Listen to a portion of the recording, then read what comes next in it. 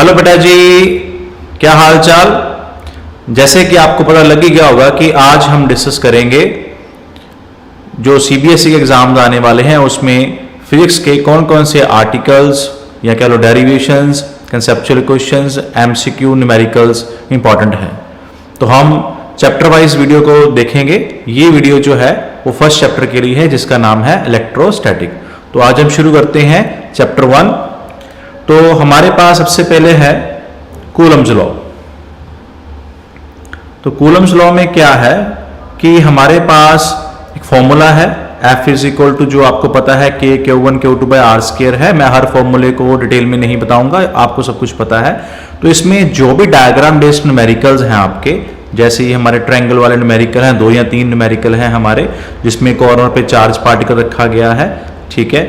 उसके सेंटर पे total force पता करो अगर कोई चार्ज पार्टिकल रखा गया है, या पूरा सिस्टम एक दूसरे पे कितनी फोर्स लगा रहा है, इसके बारे में आपको पूछा जाएगा। या हमारे पास 2 चार्ज पार्टिकल सिस्टम का जो न्यूमेरिकल है, 3-4 न्यूमेरिकल ये वाले हैं, ऐसे आप कर सकते हो। हमारे पास स्केयर की शेप में भी न्यूमेरिकल है, ऐसे न्यूमेरिकल ही आपको अगला पार्ट जो है इलेक्ट्रिक फील्ड उसी में भी मिलेंगे, तो वो वाले भी आपने करने हैं। इसके अलावा जो कूलम लॉ के हमारे पास जो 3 स्फीयर वाले हैं, जैसे हमारे पास मान लो A B C 3 स्फीयर है, तो इनमें से A के ऊपर चार्ज है और B के ऊपर 3Q चार्ज है। मान लो C को A से जोड़ा या C को B से जोड़ा बाद में, तो एट द एंड ABC पे कितना चार्ज आएगा, इस तरह के क्वेश्चंस आपने करने हैं। ये जो पार्ट है कूलम्स लॉ, इसमें कोई डेरिवेशन आपने नहीं करनी। MCQ हाँ, आपको इसके बेस पे, ये जो 3 बॉडी सिस्टम है इसके बेस पे आपको MCQ आ सकता है, या डाइलेक्ट्रिक कांस्टेंट के बेस पे आपको MCQ आ सकता है। इसके बाद हम चलते हैं नेक्स्ट पार्ट पे जिसका नाम है इलेक्ट्रिक फील्ड, ठीक है। तो इलेक्ट्रिक फील्ड में हमारे पास 5 आर्टिकल है, जिसमें हमारे पास एक तो डायपोल का एक्सियल लाइन पे इलेक्ट्रिक फील्ड पता करना है, इक्वेटर लाइन पे इलेक्ट्रिक फील्ड पता करना है, जो रिंग है उसके एक्सियल लाइन पे इलेक्ट्रिक फील्ड पता करना है। इसमें से आप ये वाला आर्टिकल जो है एक्सियल लाइन वाला, ये छोड़ सकते हो। इसके बाद हमारे पास जो टॉर्क वाला आर्टिकल है, हमारे पास जो इलेक्ट्रिक फील्ड है उसमें हमने डायपोल को रखा हुआ है, और इस पे जो टॉर्क लगेगी वो वाला आर्टिकल आपने ध्यान से करना है। उसके न्यूमेरिकल आपको आ सकते हैं, आर्टिकल इतना इंपॉर्टेंट नहीं है। और इसका नेक्स्ट आर्टिकल जो है पोटेंशियल एनर्जी वाला आर्टिकल है, जिसमें डायपोल रोटेट करता है, ठीक है, फ्रॉम θ1 टू θ2। उसके आपने ना जो स्पेशल केसेस है वो ध्यान से करने हैं। आर्टिकल दोनों में से कोई ज़्यादा इंपॉर्टेंट नहीं है। जो पोटेंशियल एनर्जी वाला आर्टिकल है, इसमें जो कंसेप्चुअल क्वेश्चन है वो बड़े ध्यान से आपने करने हैं, ठीक है। θ1 टू θ2 जो एंगल गिवन है वो वाला करना। अगर आपको एक एंगल गिवन है तो आपको पता होना चाहिए कि आपने ये वाला फॉर्मूला यूज करना। अगर एक ही एंगल गिवन है, 2 एंगल गिवन है, तो आपको फॉर्मूला पता ही होगा, ठीक है। इसमें से MCQ की संभावना बहुत ज़्यादा नहीं है, न्यूमेरिकल आपको आ सकता है। उसके बाद हमारे पास जो नेक्स्ट पार्ट है, चाहे तो आप पोटेंशियल देख लो या गॉस थ्योरम देख लो, हम पहले पोटेंशियल करते हैं। तो पोटेंशियल में हमारे पास इलेक्ट्रिक फील्ड और पोटेंशियल के बीच में ये जो फॉर्मूला है पोटेंशियल ग्रेडियंट का, इसकी डेरिवेशन आपने कर लेनी है। वैसे इसका न्यूमेरिकल आने की संभावना है, जिसमें आपको पोटेंशियल गिवन होगा, लाइक ऐसे आपको पोटेंशियल दिया गया है, ठीक है। तो उसमें से आपको बोल सकता है कि इलेक्ट्रिक फील्ड फाइंड करो। ये हमारे पास 3 पॉइंट के इलेक्ट्रिक फील्ड फाइंड करने आ सकते हैं, और इलेक्ट्रिक फील्ड और पोटेंशियल का आपको ग्राफ भी आ सकता है विद रिस्पेक्ट टू डिस्टेंस, ठीक है, ये आप कर सकते हो। उसके बाद आपको जो MCQ आ सकता है इसमें, वो इक्विपोटेंशियल सरफेस के बेस पे आ सकता है। जैसे वर्क अपॉन चार्ज क्या होता है, हमारे पास पोटेंशियल होता है, ठीक है, या पोटेंशियल डिफरेंस होता है। तो इसके कंसेप्चुअल क्वेश्चन है, सर्कल वाले हैं, स्केयर वाले हैं, या 2 इक्विपोटेंशियल सरफेस वाले हैं, ये वाले आपको MCQ की फॉर्म में आ सकते हैं। इसके बाद हमारे पास जो पोटेंशियल है उसका डायपोल का पोटेंशियल फाइंड करना है।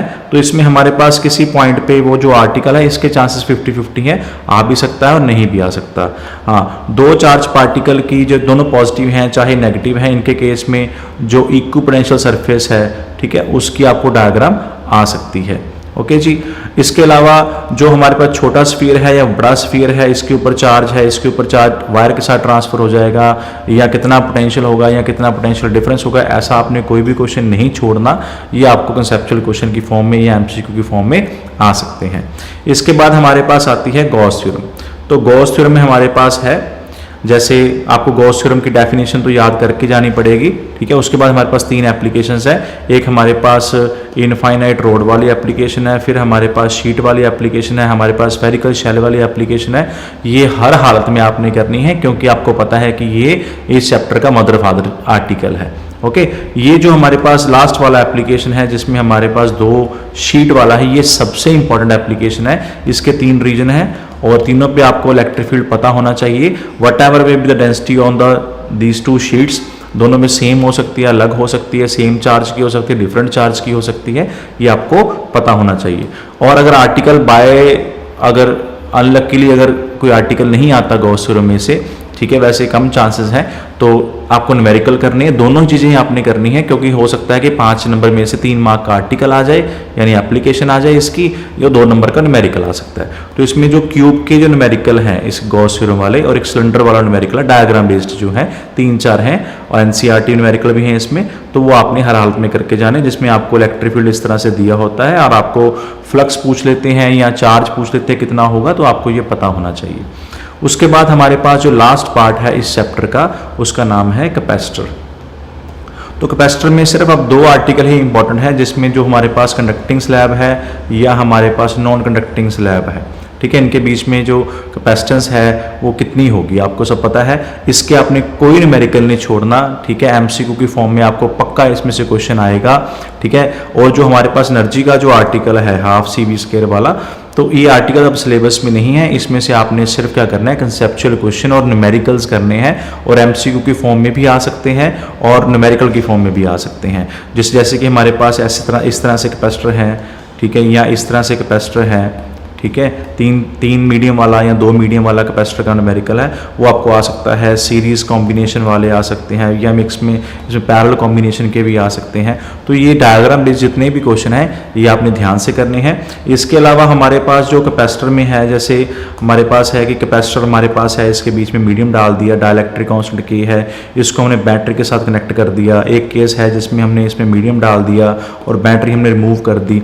तो ये दोनों आर्टिकल में ये कैपेसिटेंस कितनी होगी, चार्ज कितना होगा, पोटेंशियल कितना होगा, इलेक्ट्रिक फील्ड कितना होगा, एनर्जी कितनी होगी, ये 5 पैरामीटर, इनमें से कोई भी एक पैरामीटर पूछा जा सकता है। टोटल आपके 10 क्वेश्चन बन गए। ये एमसीक्यू की फॉर्म में भी आ सकता है और कंसेप्चुअल क्वेश्चन के भी फॉर्म में आ सकता है, ठीक है। तो ये रहा हमारा as a whole chapter 1 electrostatic. तो अगली वीडियो में हम मिलते हैं, चैप्टर नेक्स्ट जो है हमारा इलेक्ट्रिसिटी, उसके बारे में हम डिस्कस करेंगे, ठीक है जी। तो इसको ध्यान से पढ़ना है। अगर आपकी कोई क्वेरी है तो आप मुझे कमेंट कर सकते हो। अगर कोई आर्टिकल आपको समझ में नहीं आता, ठीक है, उसकी आपको अलग से वीडियो चाहिए तो वो भी आपको मिल जाएगी, ठीक है जी। तो मिलते हैं नेक्स्ट वीडियो में। Thank you, have a nice day.